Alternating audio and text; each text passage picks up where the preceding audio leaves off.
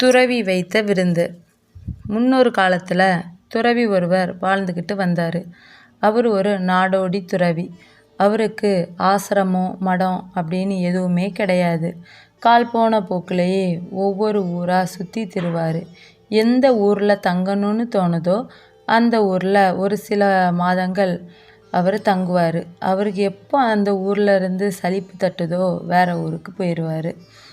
அப்படி ஒவ்வொரு ஊர்லையா இருந்து உபதேசம் பண்ணுவார். அங்கே இருக்க மக்கள் கொடுக்குற சாப்பாட்டை சாப்பிட்டுக்கிட்டு அப்படியே அங்கேயே இருப்பார். அவருக்கு சலிப்பு தட்டுனா இன்னொரு ஊருக்கு போயிடுவார்.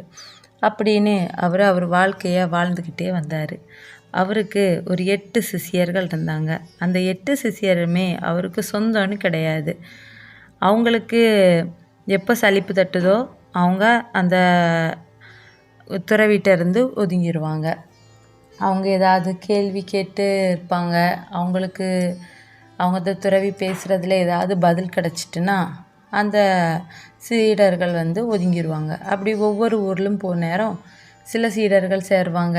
அவங்களுக்கு பதில் ஏதாவது கிடைக்கும் அவர் பேசுகிறதுல. அப்போ அவங்க ஊருக்கே திரும்பிடுவாங்க. அப்படி ஒவ்வொரு ஊராக போயிட்டு இருக்கும்போது இப்போ அவருக்கு ஒரு 8 சிஷ்யர்கள் இருக்காங்க.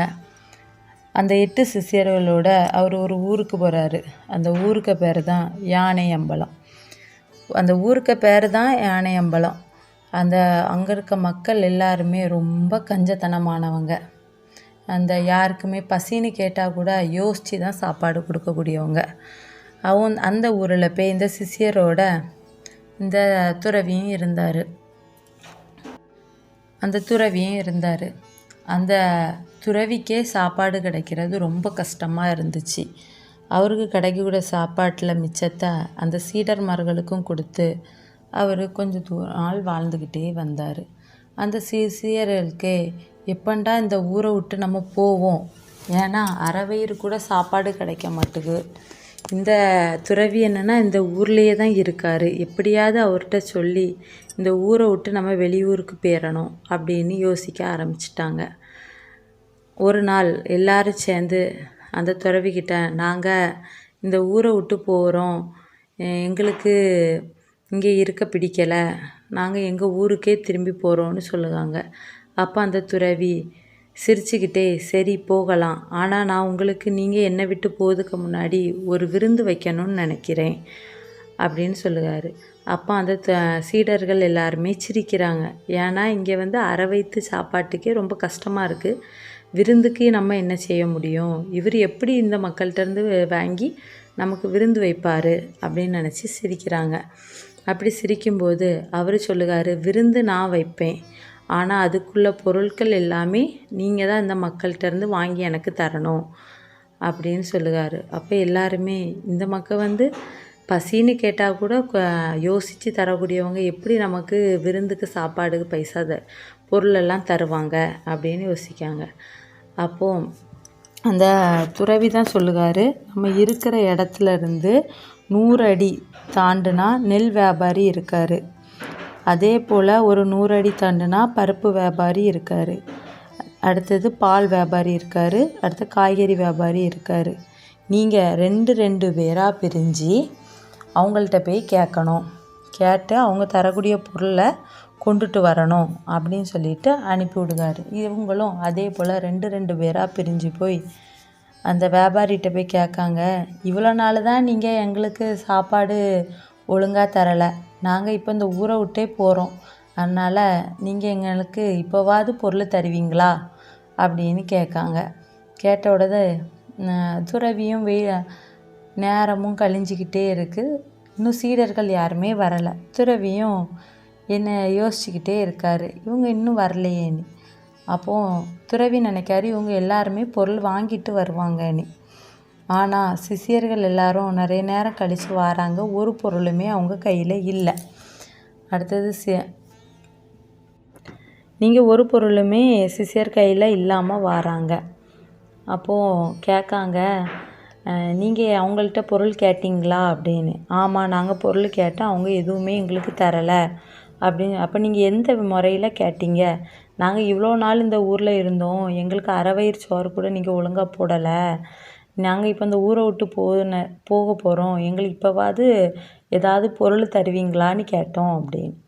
அப்போ இந்த துறவி சிரிக்காரு. அப்போ நீங்கள் இங்கேயே இருங்க, ஒரு மணி நேரம் ஆகும், நான் இப்போ வந்துடுவேன். நான் உங்களுக்கு விருந்தை வைப்பேன், நீங்கள் சாப்பிட்டுட்டு போகலாம் அப்படின்னு சொல்லுவாங்க. அப்போ சீடர்கள் எல்லாருமே சிரிக்கிறாங்க, நமக்கே தரல, இவருக்கு எப்படி கொடுப்பாங்க அப்படின்னு. அதே போல் அவரும் போகிறாரு. போய் 1 மணி நேரம் கழிச்சோடது அவர் வராரு. ஆனால் அவருக்கு எல்லா பொருளுமே அந்த மனுஷங்க கொடுத்துருக்காங்க. அது எப்படி சீடர்கள் எல்லாருமே எப்படி இவங்கள்ட்ட கொடுத்துட்டாங்க அப்படின்னு சில பேர் மனசுக்குள்ளேயே வச்சுக்கிட்டு இருக்காங்க.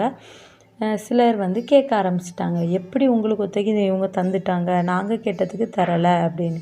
நீ எப்படி கேட்ட?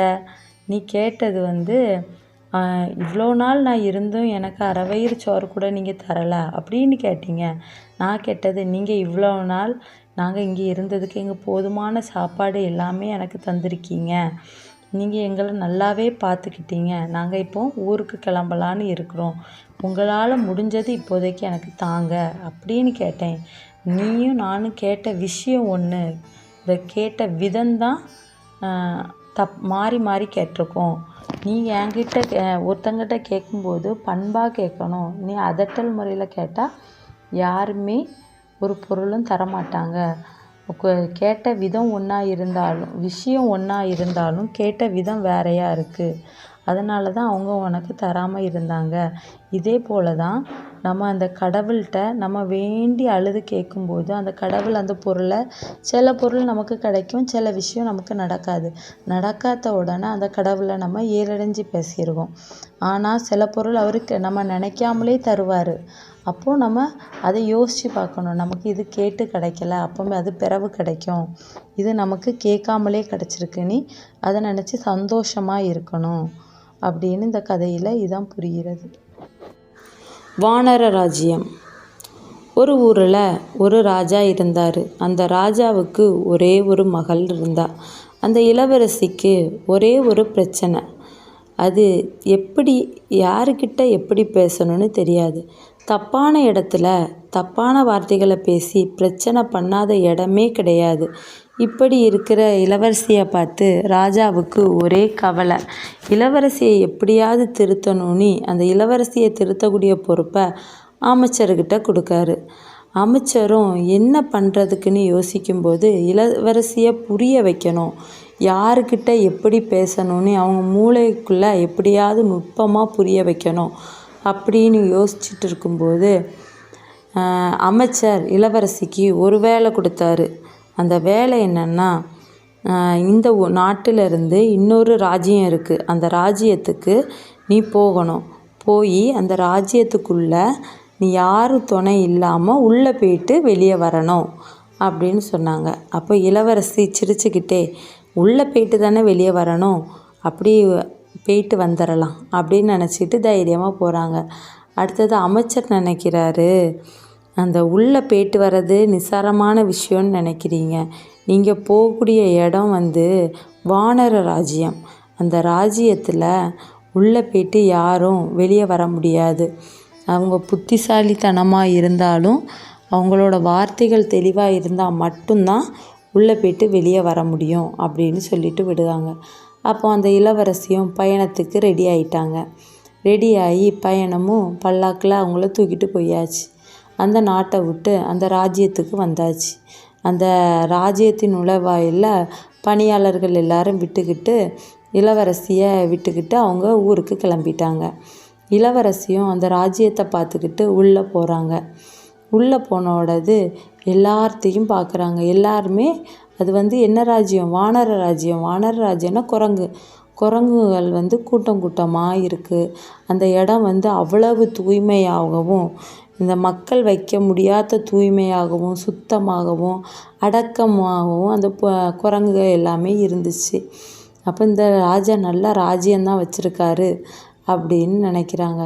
ஆனால் இந்த ராஜ்யத்துக்கு ஒரு விதிமுறை உண்டு. இந்த ராஜ்யத்துக்குள்ளே எந்த ஒரு மனிதர்களும் உள்ளே வரக்கூடாது. மனிதர்கள் வந்துட்டால் அந்த வானர ராஜாவால் இவங்க தண்டிக்கப்படுவாங்க. அது தெரியாமல் இளவரசி உள்ளே போயிட்டாங்க. உள்ள இளவரசி எல்லாத்தையும் பிரமிப்பாக பார்த்துக்கிட்டே இருக்காங்க. இருக்கும்போது அந்த வாசலோட நுழைவாயிலில் இருக்கிற வீரர்கள் வந்து அந்த இளவரசியை பார்த்துட்டாங்க. இளவரசியை பார்த்துக்கிட்டு அவங்க கையில் விலங்கு மாட்டி அவங்கள கூட்டிக்கிட்டு போகிறாங்க. அதை கூட்டிகிட்டு போய் அந்த வானர ராஜாக்கு முன்னாடி நிற்க விட்டாங்க. அந்த வானர ராஜா அவரோட செங்கோலை அவரோட அரசையில் தட்டி அந்த வானர ராஜா அவரோட செங்கோலை அந்த அரசபையில் தட்டி, நீ வந்த காரியம் சொல். இந்த வானர ராஜா கோட்டைக்குள்ளே மனுஷங்க யாருமே வரக்கூடாது. அதையும் மீறி நீ வந்திருக்க. நீ எதற்காக வந்த அப்படின்னு கேட்குறாங்க.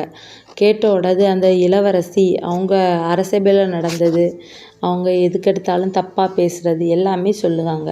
அப்போது இந்த வானர ராஜா அவங்க சொல்கிறத புரிஞ்சுக்கிட்டு, அப்போது நீ இங்கேருந்து வெளியே போகணுன்னா நீ எங்களை பற்றி என் நாட்டை பற்றியும் ஒரு 3 எங்கள் நாட்டை பற்றி நீ புகழ்ந்து சொல்லு அப்படின்னு சொல்லுவாங்க. அப்போது அதை கேட்டோடது இளவரசி சிறிது கூட யோசிக்காமல், ராஜா நீங்கள் குரங்கா இருந்தால் கூட இந்த நாட்டை ரொம்ப ஆட்சி புரியுறீங்க. இந்த நாட்டில் இருக்கிற குரங்குங்க எல்லாமே நல்ல குரங்குகளாக தான் இருக்குது. இந்த மாதிரி ஒரு ராஜ்யத்தை நான் பார்த்ததே இல்லை அப்படின்னு சொல்லிட்டு சிரிக்கிறாங்க. அந்த வானர ராஜாவுக்கு கோபம் ஜாஸ்தியாகி அந்த இளவரசியை கைது செஞ்சு அந்த சிறையில் அடைங்க அப்படின்னு உத்தரவு விட்டுட்டாங்க. ஆனால் அந்த வானர ராஜா வாரம் முடிவில் அந்த சிறைக்கு போய் இந்த இளவரசியை பார்ப்பாங்க. நாட்டுக்கெல்லாம் நீ குரங்கு தான், நீ நல்ல குரங்குன்னு தானே நான் சொன்னேன். நீ எதுக்கு என்ன சிறையில் பிடிச்சி வச்சுருக்க? நான் கரெக்டாக தானே பேசினேன். உன்னை ஏதாவது இழிவுபடுத்தி பேசினா நீ அடைச்சிருக்க வேண்டியது தான். நீ எதுக்கு என்ன இப்படி வச்சுருக்க? நீ நல்ல குரங்கே இல்லை, நீ கெட்ட குரங்கு அப்படின்னு அவங்க சொன்னதையே திருப்பி எத்தனை வாரம் வந்து பார்த்தாலும் அந்த வானர ராஜாவை அவங்க சொன்ன வார்த்தையே திருப்பி பேசிக்கிட்டே இருந்திருக்காங்க.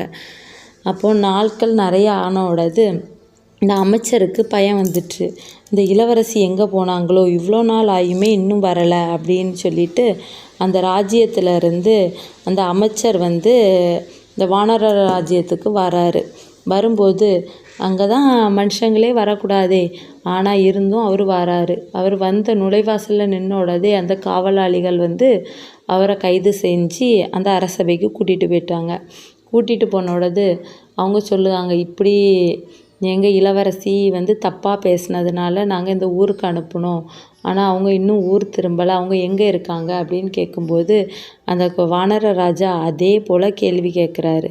கேள்வி கேட்டு அதே போல் அந்த அமைச்சரையும் சிறைக்கு கூட்டிகிட்டு வந்துட்டாங்க. சிறைக்கு கூட்டிகிட்டு வந்தோடது அந்த இளவரசியை அமைச்சர் பார்க்குறாரு.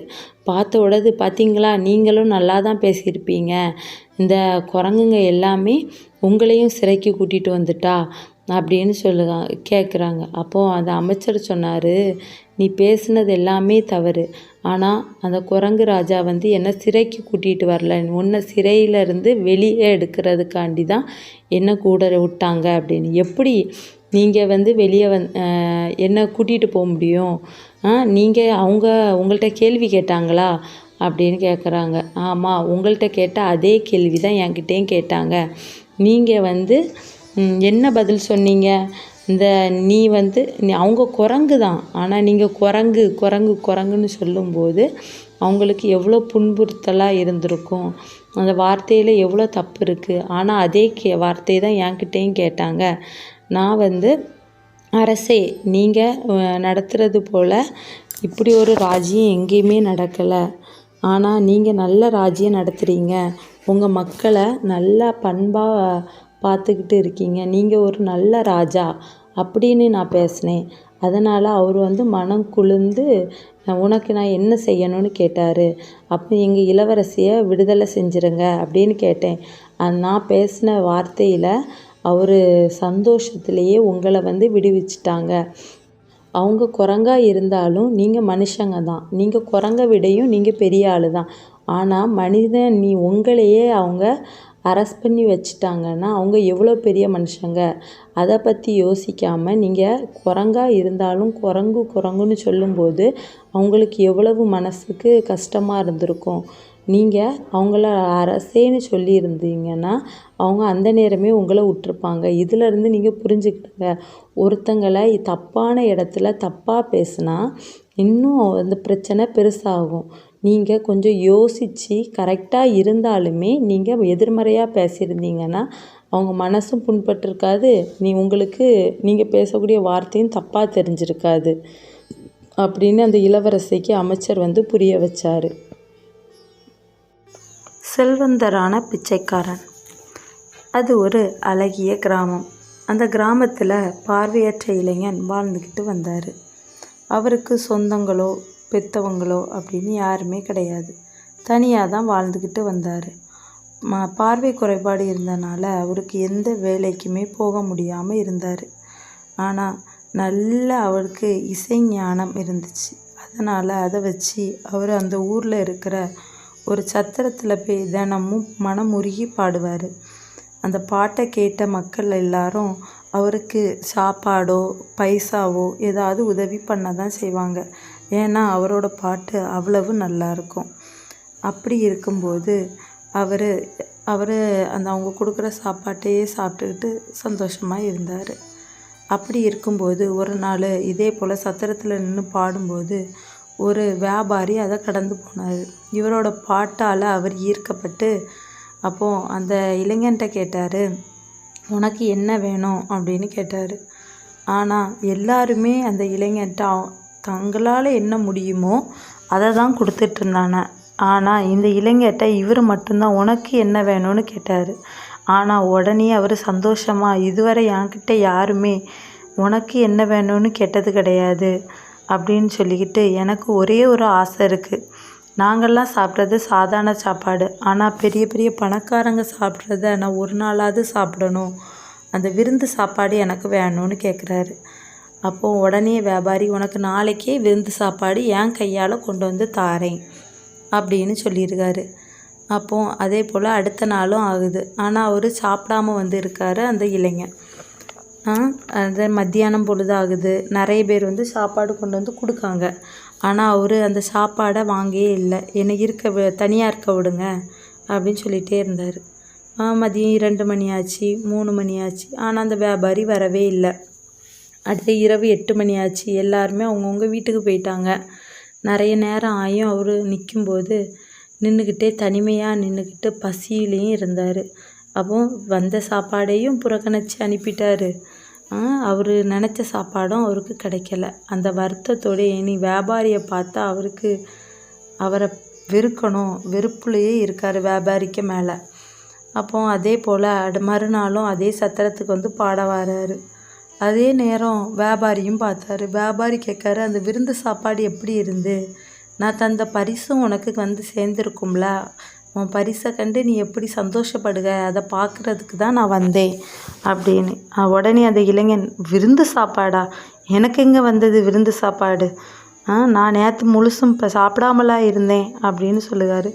அதை கேட்ட அந்த வியாபாரி, என்ன விருந்து சாப்பாடு வரலையா? நான் நேற்றே கொடுத்து விட்டேனே, ஏன்னா என் வேலையாள்கிட்ட எனக்கு உடல்நிலை திடீர்னு சரியில்லாமல் ஆயிட்டு, எந்த மருத்துவரும் வெளியே போகக்கூடாது அப்படின்னு சொல்லிட்டாங்க. நீ சாப்பிடாம இருப்ப, அந்த ஒரே காரணத்துக்காக என் வியாபாரி வேலைக்காரன் ஒருத்தங்கிட்ட இந்த சாப்பாடை நான் கொடுத்து விட்டேன். அவன் உனக்கு கொண்டு வந்து தரலையா அப்படின்னு கேட்டுக்கிட்டு அந்த வேலையால் கூடுகார். அந்த வேலையாள் நின்றுக்கிட்டு, நான் சாப்பாடு எவ்வளவோ கொடுக்க பார்த்தேன், அவங்க என்ன ஒரு வார்த்தை கூட பேசவே விடலை, என்ன சாப்பாடு வேண்டாம் வேண்டான்னு சொல்லிட்டாங்க. நான் நிறைய நேரம் நின்று பார்த்தேன், அவங்க என்னை பார்க்குறது போலேயே இல்லை, என்கிட்ட வெறுப்பை மட்டுமே பண்ணிகிட்டு இருந்தாங்க, வெறுப்பாகவே பேசிக்கிட்டு இருந்தாங்க. அதனால் பக்கத்தில் ஒரு பிச்சைக்காரன் இருந்தான், அவனுக்கு அந்த சாப்பாடை கொடுத்துக்கிட்டு நான் வந்துட்டேன் அப்படின்னு சொல்லுவாங்க. அதுக்கு பிறகு அவன் அதுபோல் அப்பவும் அந்த பொற்காசுகள், அந்த பொற்காசுகளும் அந்த பிச்சைக்காரன்ட்ட கிடச்சிட்டு, பொற்காசுகளா அப்படின்னு அந்த இளைஞன் கேட்கான். ஆமாம், நான் உனக்கு விருந்து சாப்பாடு தந்துக்கிட்டு உனக்கு ஒரு பரிசு தரணும்னு நினச்சேன், அதுக்காண்டி தான் அந்த பொற்காசுகளை கொடுத்து விட்டேன் இன்னொரு வேலையாள்கிட்ட அப்படின்னு கேட்கும்போது, அந்த வேலையாள்கிட்ட அவன் எப்படி சொல்லியிருப்பான்னா, அந்த விருந்து சாப்பாடு யார் சாப்பிட்டுட்ருக்காங்களோ அவங்கள்ட்ட அந்த பொற்காசுகளை கொடுங்க அப்படின்னு சொல்லிட்டேன் அப்படின்னு சொல்லிட்டு இருக்கும்போது, அப்போ அவங்க எல்லோரும் குழப்பத்திலேயே இருக்காங்க. அப்போது ஒரு சாது வந்து அதே சத்திரத்தில் தான் இருக்கார். அவர் வந்து சொல்லுகாரு, நீ இவ்வளோ நாள் கிடைச்ச சாப்பாடை எல்லாம் புறக்கணிச்சிட்டு ஒரு விருந்து சாப்பாடு வருது, அதுக்காண்டி நீ இவ்வளோ நாள் தந்த மக்களோட சாப்பாடை எல்லாமே புறக்கணிச்சிட்டு இருந்த. ஆனால் அந்த சாப்பாடு உனக்கு கொடுத்து வைக்கலை, அது இன்னொரு பிச்சைக்காரனுக்கு தான் கொடுத்து வச்சிருக்கு அப்படின்னு சொல்லும்போது எல்லாருக்கும் ஒரே அதிர்ச்சி. அந்த பிச்சைக்காரன் யார் அப்படின்னு எல்லாரும் அதிர்ச்சியாகவே பார்த்துட்டு இருந்தாங்க. அப்போது அதான் அந்த சாது சொல்லுவார், அந்த பிச்சைக்காரன் வந்து நீ பாடும்போது அவனுக்கு வந்து ஒரு நாளும் பைசா பிரியாமல் அவனும் வறுமையிலேயே இருந்திருக்கான். அப்போ இந்த கண்ணு தெரியாத இளைஞன் வந்து பாடும்போது அவனுக்கும் பைசா பிரியும், அது பக்கத்தில் இருக்க எனக்கும் பைசா பிரியும்னு நினச்சிக்கிட்டு அவன் தினமும் பக்கத்துலேயே இருந்து, ஏன்னா அவனுக்கு தான் கண்ணு தெரியாத அந்த இளைஞனுக்கு, அவன் பக்கத்துலேயே இருந்து அவனும் பிச்சைக்காரனும் பைசா வாங்கிக்கிட்டே இருந்திருக்கான். அதே போல் நேற்றும் அந்த வியாபாரி கொடுத்து விட்ட சாப்பாடு அந்த பிச்சைக்காரன் அந்த வேலையாள் வந்து அந்த இளைஞன் மறுத்ததுனால அந்த பிச்சைக்காரன்ட்ட கொடுத்துட்டான். அந்த பிச்சைக்காரன் சந்தோஷமாக வாங்கி சாப்பிட்டுட்டு இருந்திருக்கான். அதே போல் அந்த முதலாளி என்ன சொல்லியிருப்பார் வியாபாரி அந்த வேலைக்காரன்ட்ட, எந்த ஆள் விருந்து சாப்பாடு சாப்பிட்டுக்கிட்டு இருக்கோ அவங்கள்ட்ட கொண்டுட்டு போய் இந்த பொற்காசுகளை கொடுன்னு. அதே போல் அந்த பிச்சைக்காரனும் அந்த பொற்காசுகளை வாங்கிக்கிட்டு இவ்வளோ நாள் பட்ட கஷ்டத்துக்காண்டி கடவுள் நமக்கு செல்வத்தை தந்திருக்காருன்னு அவர் ஊரை விட்டே கிளம்பி பெரிய செல்வந்தராக மாறிட்டார். ஆனால் இந்த இளைஞனுக்கு கையில் எட்டினது வாய்க்கு எட்டாமலே போயிடுச்சு. அப்போ இந்த பிச்சைக்காரன் வந்து செல்வந்தராக மாறிட்டார். அதை கேட்டுக்கிட்டு அந்த வியாபாரிக்கு ரொம்பவே கஷ்டமாயிட்டு. அப்போ அவர் சொல்லுகார், நீ நாளைக்கு சாப்பிடாம இரு, நான் உனக்கு சாப்பாடு கொண்டுட்டு வாரேன் அப்படின்னு சொல்லிட்டு கிளம்புறாரு. அப்போது அதே போல் மறுநாளும் ஆயிடுச்சு. மறுநாளும் அதே போல் அந்த இளைஞன் அந்த சத்திரத்துக்கு வந்து பாட வராரு. ஆனால் அன்னைக்கும் அந்த வியாபாரி வரலை. ஏன்னா அவர் வந்து அன்னைக்கு வரல. அடுத்த நாளும் அந்த இளைஞன் வந்து காத்துட்ருக்கான். அந்த வியாபாரி வரவே இல்லை. ஏன்னா அந்த வியாபாரி உடல்நிலை சரியில்லாமல் அவர் இறந்தே போயிட்டார். இப்படி இதே போல் தான் நமக்கு நிறைய வாய்ப்புகள் வந்து நமக்கு எப்போவுமே வரும். ஆனால் அதை நம்ம உதறி தள்ளிக்கிட்டே இருப்போம். ஆனால் அந்த வாய்ப்புகள் நமக்கு வருதான்னு கூட தெரியாமல் இருக்கும். இதுக்கு உதாரணமாக இதுவே நம்ம ஒரு வேலை செஞ்சிட்ருக்கோம். நம்ம அடுத்த வேலை ஒரு பெரிய வேலை செய்யணும் அப்படின்னு இருக்கும்போது நமக்கு சின்ன சின்ன வேலையெல்லாம் கிடைக்கும். ஆனால் நம்ம என்ன செய்வோம், அந்த பெரிய வேலைக்காண்டி தானே தயாராக இருக்கோன்னு சொல்லிட்டு சின்ன சின்ன வேலைகள் எதுவுமே நம்ம எடுத்து செய்யவே மாட்டோம். அதை புறக்கணிச்சிட்டே இருப்போம். ஆனால் இன்னொருத்தர் அந்த சின்ன வேலையுமே அவர் பெரிய வேலையாக நினச்சி அதை எடுத்து செய்வார். செய்யும்போது அவருக்கு வந்து அதிக பலன் கிடைக்கும். அப்போ அந்த பெரிய வேலை கொடுக்குறோன்னு நினைக்கவர் அந்த சின்ன வேலையே இவன் இவ்வளோ அழகாக செய்கிறானே, பெரிய வேலையை இன்னும் அழகாக செய்வானே, அவனுக்கே தான் வாய்ப்பு கிடச்சிட்ருக்கும். நமக்கு கிடைக்கக்கூடிய வாய்ப்பு எல்லாமே நம்ம இப்படி தான் புறக்கணிச்சிட்ருப்போம். அதுதான் இந்த கதை உணர்த்துது. பிச்சைக்கார ராஜா. முன்னொரு காலத்தில் சொர்ணாபுரி அப்படின்னு ஒரு நாடு இருந்துச்சு. அந்த நாட்டை ஒரு ராஜா ஆட்சி செஞ்சுட்டு இருந்தார். சில அரசியல் வியாபாரத்திற்காக நகரத்தில் இருந்து கொஞ்சம் தள்ளி இருக்கிற ஒரு இடத்துக்கு போய் வருமாறு இருந்துச்சு. அவரும் அந்த ராஜாவும் சேவர்களும் சேர்ந்து போயிட்டு வந்தாங்க. வந்துட்டுருக்கும்போது ராஜாவுக்கு ரொம்ப களைப்பாக இருந்துச்சு. சேவர்களை பார்த்து, எனக்கு தாகமாக இருக்குது, தண்ணீர் எங்கேயாவது கிடைக்குமான்னு பாருங்க அப்படின்னு சொன்னார். அப்போது ஒரு மரத்தில் ஒரு கொடி இருந்ததை பார்த்தாங்க. அந்த கொடியில் ஒரு பழம் இருந்துச்சு. அந்த பழத்தை பறிச்சிட்டு வா அப்படின்னு சேவர்கள்ட்ட சொல்லும்போது, அது பழமல்ல, அது வந்து ஏதோ காய், அது வெள்ளரி பழமாக இருக்காது அப்படின்னு ஒரு சவுண்ட் வந்துச்சு. அப்போ அவங்க சுற்றி பார்க்காங்க. அங்கே வந்து ஒரு யாசகர் மட்டும் இருக்கார். ஆனால் அவருக்கு கண்ணு தெரில. அப்போ இந்த ராஜா நினைக்காரு, நம்மளை சொல்லிக்கிட்டு அந்த பழத்தை அவங்க சாப்பிடலான்னு நினைக்கான், அவனுக்கே கண்ணு தெரில, அது எப்படி வெள்ளரி பழமாக இருக்காதுன்னு சொல்லுகான், அது பார்க்கறதுக்கு வெள்ளரி பழமாக தான் இருக்குது, நீ பறிச்சிட்டு வா அப்படின்னு சொல்லுவார். அதை கேட்டுட்டு சேவகரும் அதை பறிக்க போயாச்சு. பறிச்சுக்கிட்டு வந்து அந்த ராஜாட்ட கொடுத்தாரு. அந்த ராஜா வாயில் வச்சோடது துப்பிட்டார். ஆனால் அது வெள்ளரி பழமே இல்லை. அப்போது அந்த ராஜா வந்து அந்த யாசகருக்கு பக்கத்தில் போய் இருக்கார். அது வெள்ளரி பழம் இல்லைன்னு உங்களுக்கு எப்படி தெரியும், அது ஆனால் உங்களுக்கு கண்ணும் தெரியலை, நீங்கள் அது எப்படி வெள்ளரி பழமாக இருக்காதுன்னு சொன்னீங்க அப்படி கேட்கும்போது அந்த யாசகர் சொன்னார், இது மக்கள் போயிட்டு வந்துக்கிட்டு இருக்கக்கூடிய இடம். இதில் ஒரு வெள்ளரி கொடி இருந்துச்சுன்னா அதை விட்டு வைக்க மாட்டாங்க. அது ஏதோ ஒரு காரணால தான் எல்லாரும் விட்டு வச்சுருக்காங்க அப்படின்னு சொன்னார். அப்போ ராஜாவுக்கு ரொம்பவே தாகமும் எடுத்துக்கிட்டே இருக்குது. அப்போ இங்கே எங்கேயாவது தண்ணி கிடைக்குமான்னு பாருங்க அப்படின்னு சேவர்கள்ட்ட சொல்லுவார். அப்போ அந்த வழியில் 4 வழிப்பாதையாக இருக்குது. அப்போ சேவர்கள் எங்கே போகலான்னு யோசிச்சுட்டு இருக்காங்க. அப்போ அந்த பார்வையற்றவர் சொல்லுவார், தெற்கு புறமாக போங்க, அங்கே தண்ணி இருக்கும் அப்படின்னு சொல்லுவார்.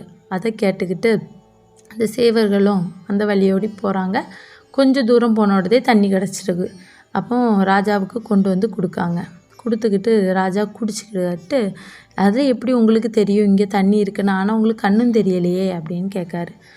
அப்போ ஆமாம், எனக்கு கண்ணு தெரியாது தான், நான் இந்த இடத்துல கொஞ்ச நாளாக இருக்கேன், 4 பக்கமும் காற்று எனக்கு அடிக்கும். அப்போ தெற்கு சைடில் இருந்து கொஞ்சம் குளிர்ந்த காற்று அடிக்கும், அதை வச்சு தான் இங்கே தண்ணி இருக்குது அப்படின்னு சொன்னேன் அப்படிங்காரு. அப்போ உடனே அந்த ராஜா அந்த யாசகரை அவங்க வீட்டுக்கு இந்த அரண்மனைக்கு கூட்டிகிட்டு வராரு. கூட்டிகிட்டு வந்தோடது அங்கே இருக்க காவலாளிகிட்ட சொல்லுவாங்க, இவருக்கு தினமும் 1 பொட்டணம் சாம்பார் சாதம் கொடுங்க அப்படின்னு சொல்லுவார். கொஞ்ச நாள் போயாச்சு. அந்த யாசகரும் அங்கேயே தான் இருக்கார். அப்போது ஒரு வியாபாரி, வைர வியாபாரி இந்த ராஜாவை தேடி வராங்க. தேடி வந்தோடது அது ஒரு பை நிறைய வைரமாக கொண்டுட்டு வந்திருக்காரு.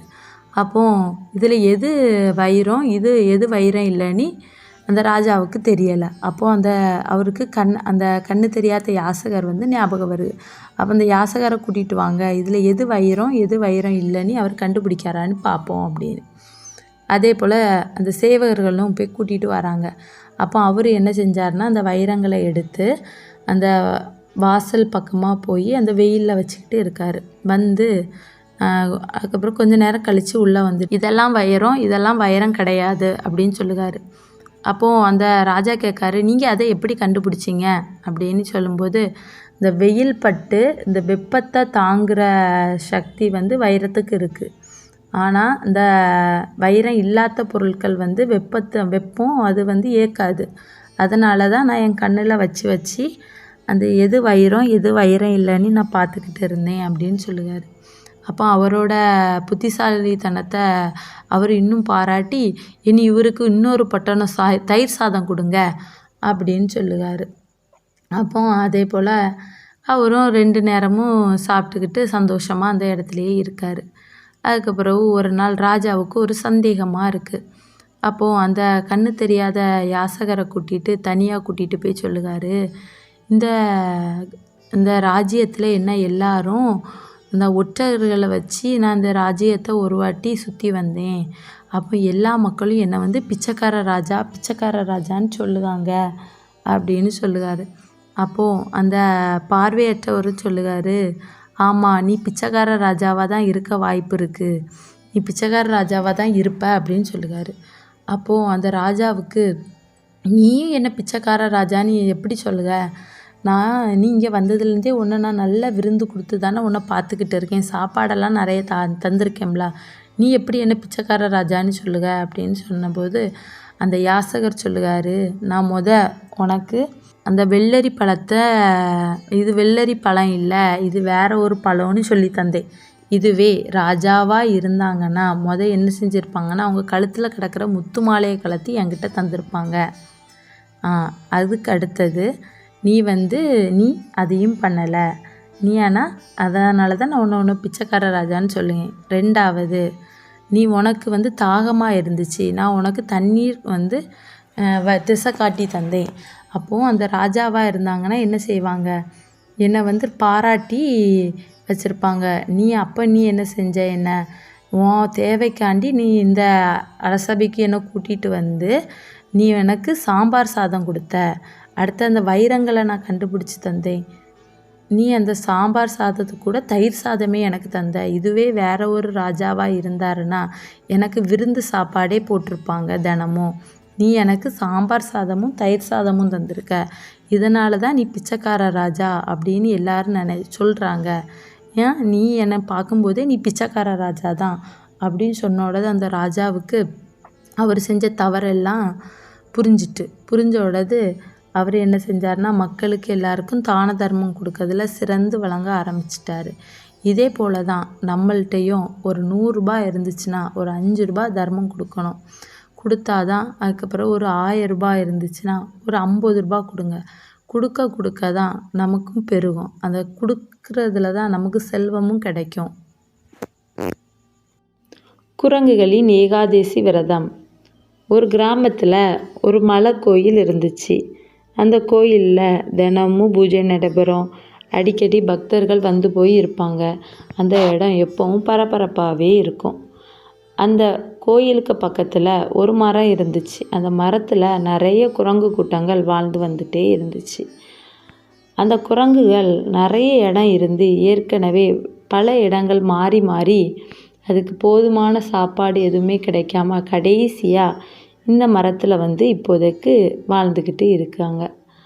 ஆனால் அந்த குரங்குகளுக்கு இப்போ நல்ல சாப்பாடு கிடைக்குது. ஏன்னா இந்த கோயிலில் எப்போவும் மக்கள் வந்து போய் இருக்கிறதுனால அந்த குரங்குகளுக்கு பழங்கள் கிடைக்கும். பல பொருட்களை வந்து திருடி சாப்பிடும். சிலவங்க கையிலேருந்து பிடுங்கி சாப்பிடும். சிலவங்க வந்து பிரசாதம் கொடுப்பாங்க. கோயிலில் எப்போவும் பிரசாதத்தை அது சாப்பிட்டுக்கிட்டே அங்கே வந்து எல்லா குரங்குகளும் சந்தோஷமாகவே இருந்துச்சு. அப்போது ஒரு நாள் அந்த கோயிலில் ஒரு சொற்பொழிவு நடந்துகிட்ருக்கும்போது எல்லா பக்தர்களும் நிறைய பேர் வந்து அந்த சொற்பொழிவு கேட்க வந்தாங்க. அப்போது 2 பேர் வந்து அந்த மரத்துக்கு அடியில் இருந்து அவங்க அந்த ஏகாதசி விரதத்தை பற்றி பேசினாங்க. அப்போது ஒருத்தர் சொல்ல, இந்த ஏகாதசி விரதம் நாளைக்கு வருது, எப்படியாவது விரதத்தை இருந்துடணும், நான் நல்ல ஏகாதசி விரதம் இருப்பேன் அப்படின்னு ஒருத்தர் சொல்ல, இன்னொருத்தர் ஏகாதசி விரதத்துக்கு நான் தண்ணியை தவிர வேறு எதையும் சாப்பிட மாட்டேன், அந்த ஏகாதசி விரதத்தை நம்ம கரெக்டாக கடைப்பிடிச்சிட்டோன்னா நம்ம அந்த கடவுளையே பார்த்துடலாம் அப்படின்னு சொல்ல 2 பேரும் ஏகாதசி விரதத்தை பற்றி கடவுளை பார்த்துடலான்னு நல்ல புகழ்ச்சியாக பேசிக்கிட்டே இருந்தாங்க. அதை இந்த குரங்கு கூட்டங்கள் அந்த மரத்துக்கு மேலே இருந்து கேட்டுக்கிட்டே இருந்தாங்க.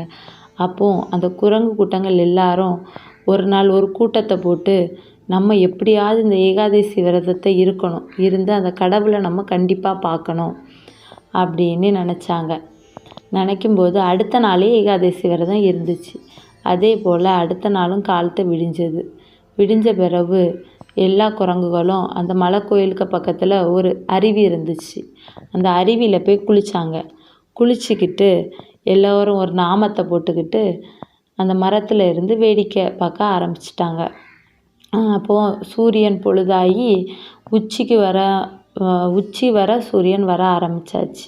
கொஞ்சம் கொஞ்சமாக வயிறு பசியும் எடுக்குது குரங்குகளுக்கு. என்ன செய்யன்னு தெரியாமல் எல்லாரும் இருந்தாங்க. அதுக்கு பிறகு அன்னைக்கு பார்த்து அந்த குரங்குகளுக்கு ஒரு சோதனை வந்துச்சு. எப்படின்னா, ஒரு பக்தர் வந்து கூட நிறைய மாம்பழங்களை எடுத்துகிட்டு வந்து அந்த குரங்குகளுக்கு சாப்பிட்றதுக்கு முன்னாடி கொண்டு வந்து வச்சார். வச்ச உடனே குரங்குகளுக்கு ஒரே பசியால் இருக்குது, ஆனால் சாப்பிடக்கூடாது அப்படின்னு நினச்சிக்கிட்டே இருந்தாங்க. அப்போ அந்த ஒரு குரங்கு வந்து சொல்லிச்சான், நம்ம விரதம் தானே இருக்கோம், இந்த பழங்களை பார்க்கலாம்ல, பார்க்குறதுல தப்பு ஒன்றும் இல்லை அப்படின்னு சொல்லிட்டு குரங்குகள் அந்த பழத்தை பார்த்துக்கிட்டே இருந்து, இன்னொரு குரங்கு வந்து பக்கத்தில் வந்து பார்க்கலாம், நம்ம விரதம் இருக்கிறதுனால அந்த குரங்கு அந்த பழத்தை கையில் வேணாலும் எடுத்து வச்சுக்கிடலாமே அப்படின்னு சொல்லிச்சு.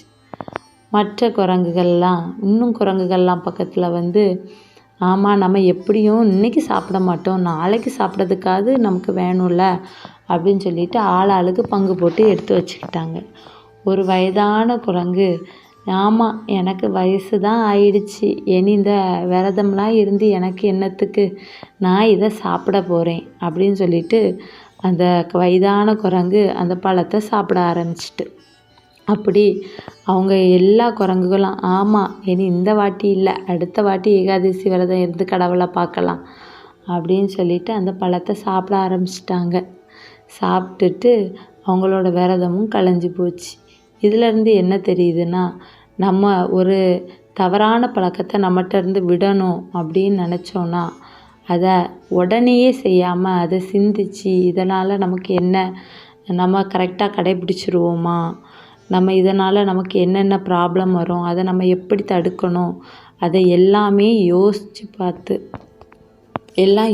பார்த்து நம்ம வந்து அந்த பழக்கத்தை எப்படி விடலாம், அந்த தீய பழக்கத்தை எப்படி நம்ம கையிலேருந்து இழகலாம், நம்ம சோம்பேறித்தனத்தை எப்படி இழக்கலான்னு யோசித்து பார்த்து உடனடியே எல்லா முடிவும் எடுக்காமல் யோசித்து பார்த்து எடுத்தோம் தான் நம்ம வந்து நம்மகிட்ட இருக்கக்கூடிய பழக்கங்களை விட முடியும். இந்த குரங்குகளைப் போல் உடனே கடவுளை பார்த்துடலான்னு நினச்சோன்னா ஒன்றுமே நடக்காது.